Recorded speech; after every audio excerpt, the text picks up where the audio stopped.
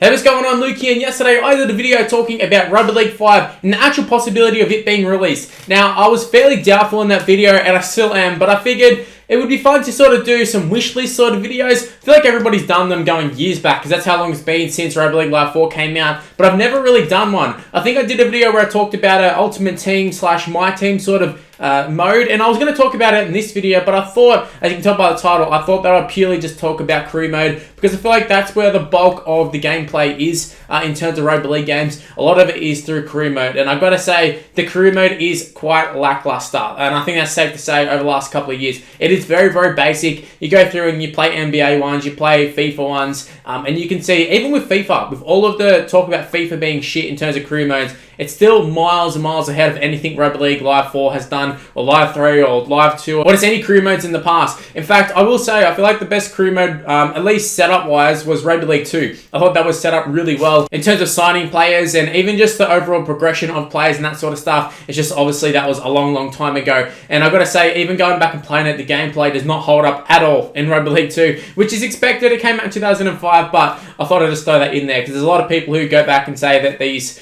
previous games were better than the current ones, and it's, you know, it's very iffy. I feel like nostalgia really, really helps them. But like I said, I will say, the actual crew mode, the Dynasty mode, or whatever it was called, was actually set up really, really nicely. So that's what we're going to be talking about for this video. We're going to be talking about the possibility of Rugby League Live 5 and the crew mode and what it needs to have. Because I feel like Rugby League Live 4, it has a decent little base that they can work off, but there's a lot of things wrong with crew mode. First thing I'm going to be talking about is just the salaries for the players are absolutely ridiculous. You got halfbacks who are like 72 rated and they want 500,000. Meanwhile, you've got props who are literally like 95 rated and you can sign them for like 380 and that sort of stuff. Just like weird sort of situations like that where just the salaries are completely warped. And in terms of the actual gameplay, the halves aren't really that important. So what's the point of me going out and signing, I don't know, like Nathan Cleary, when I can just chuck in any random Joe Blow into the side for way less money, or I can just pick a fullback, or I can just chuck a winger or someone in there, and the only thing they do is kick, and a lot of the time the kicking, like whether you're a halfback or whether you're a prop, the kicks go,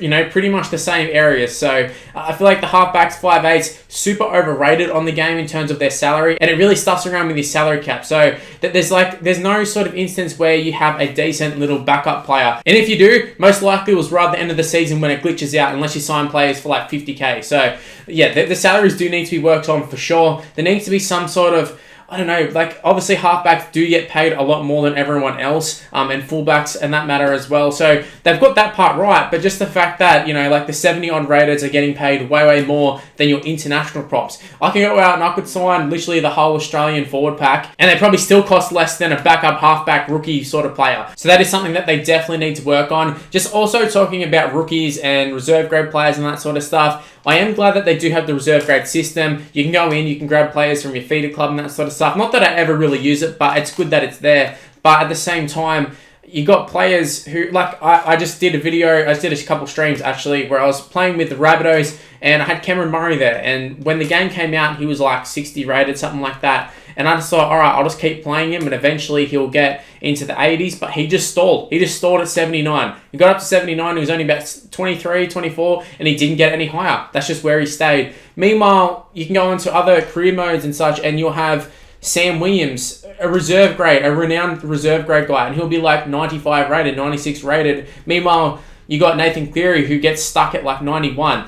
I remember Latrell Mitchell, I had him 91 rated, but I got all these random Joe Blows who are now like 97 rated. It's just, it doesn't make any sense how they've got it set up. So what I'm trying to say is that they definitely need some sort of potential. I don't know if they want to go down the FIFA route where they just have a set potential and this is what the set player gets to, because that could get a little bit risky and it could have a lot of egg on their faces in terms of if players exceed what they should have. And especially like Rugby League, I feel like is a lot harder to determine than soccer in terms of where a player is going to get to. Now, a guy like Nathan Cleary, we knew he was going to get pretty good. Whether we thought he was going to get as high as what he did, I'm not sure, but he's playing for New South Wales super early on, so we knew he was going to have a higher ceiling. So if you're going the FIFA route, you probably would have had him as potential as like a 95, 96, one of the best in the game. So that would have worked out. There's probably some other guys like Nico Hines or someone who you hadn't really heard about, even like Pappenhausen, never really would have heard about him, and they probably would have had him stuck in the 70s or whatever. So I can see it sort of working if they keep updating it, but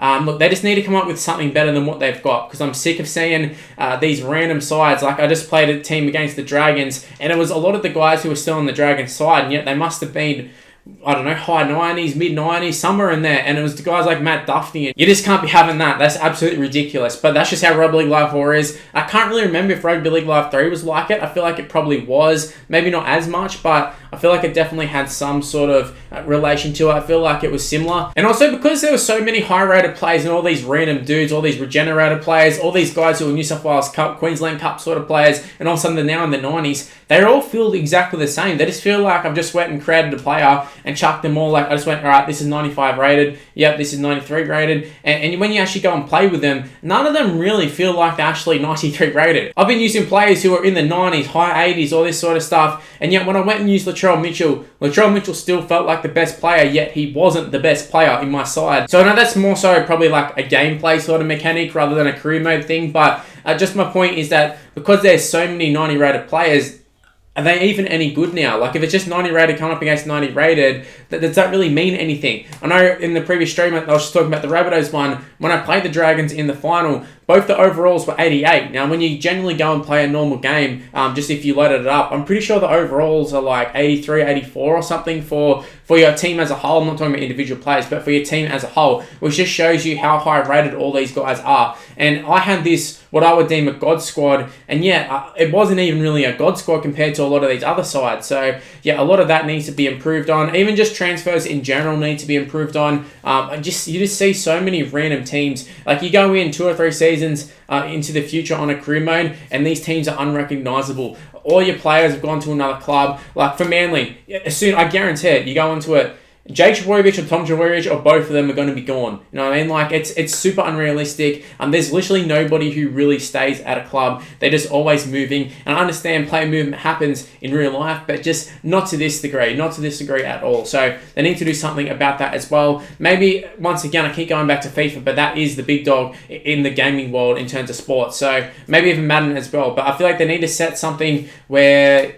you know, the players aren't just moving willy-nilly.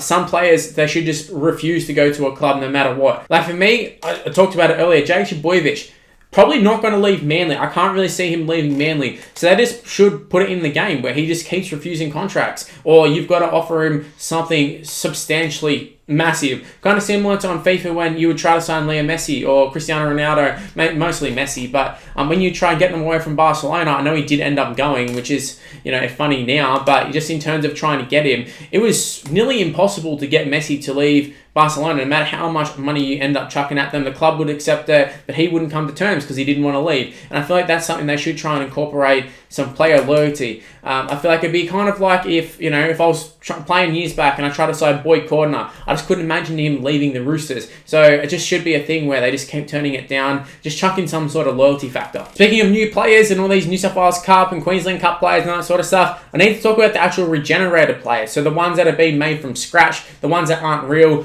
In FIFA, they take players who retired and then they end up coming back as a regenerated version of themselves with a different name, usually very similar like playing ability, so which is a little bit of a flaw. So say like Ibrahimovic retires, and then all of a sudden there's a Swedish dude who's quite tall and is like 85 rated in his first season. So I don't necessarily want that, but there needs to be an upgrade in terms of all these random players, because this is the NRL, and you also got Super League as well, but when you start getting 2 or 3 seasons in, all of a sudden you've got German players all on the side, like Dutch players, and obviously there is going to be some players probably in the history of the NRL who are going to be from there, but the bulk of your NRL players is going to be from Australia, New Zealand, and then the surrounding little islander countries. It literally makes no sense for there to be Italians and Germans and all these sort of players playing in the NRL. Now, I feel like this would work from a cricket game or something, and actually I will get onto the cricket game at some point, but it just for the NRL, and especially the Super League as well, you've pretty much got just a select few countries who produce players, and in the next 10 years or whatever the game lifespan is supposed to be, I can't see there being any Germans or Italians or Dutch players or Portuguese or something. It seems very weird, and it just takes me out of, playing the career modes. When I'm doing the streams and I'm playing, I'm like 5 seasons in and people are like, who the hell are these players? And I'm like, oh yeah, there's just career mode players. But there's no one who actually seems to have any sort of, I don't know, they all look the same, they all play the same. Now, I just mentioned the cricket game, which actually got delayed, but Cricket 2022 is about to come out, and they did release a little bit of a trailer going over their career mode, and it's more so with the My Player, which the My Player, for me, is literally unplayable. I've tried to do it. I've seen some other people do career modes and stuff on YouTube, and like, kudos to you, because I played this game. I did it on stream a couple times and it was literally unplayable. You call for the ball, they don't pass it to you, and then eventually they just ping pong it around. They throw a 4 pass or something to you. You end up with the ball. Your player's gassed within 2 seconds. It's just not a good experience to play the My Player career mode, and I feel like people only do it just to purely do like a YouTube video rather than actually playing it because it's a good mode. So for me, and it's literally the exact same as Rugby League Live 3, but yeah, I feel like it's a little bit worse, and it was a newer game. So I really don't rate the My Player career mode, but if they were going to revamp that and add in some new options, I'm not even going to go into the options, but I'm also just going to talk about this Cricket 2022 sort of trailer that they've done. So essentially there is a little bit of a storyline. They've gone down the FIFA route, not quite the FIFA route though. So they haven't got like a full-on storyline, but they do have dynamics of a little bit of a storyline where you can upgrade your guy by doing weights in the gym. There's like little mini games like that. You can do press conferences. There's this stuff that I feel like NRL, Rugby League Live 5 sort of fans have been crying out for, and also it's made by the same sort of people who made Rugby League Live 4, so it does show that it can be done, just a matter of whether it would be done. And I mean, saying whether it would be done, will we even see Rugby League Live 5, who knows? But that is something that they should definitely incorporate into the career mode, because there's no excuses now in terms of, oh well, we don't have the budget to do it, or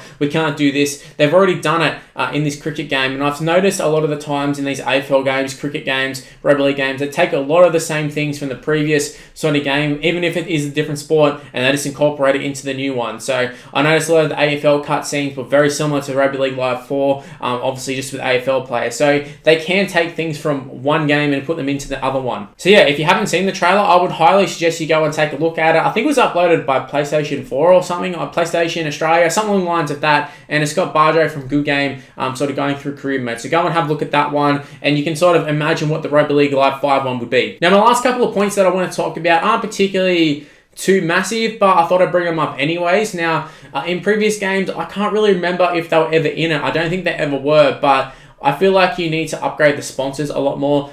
You got the sponsors there, and they're very generic. It's like, win a premiership, and I'm like, hang on, I'm literally playing with the worst team in the comp.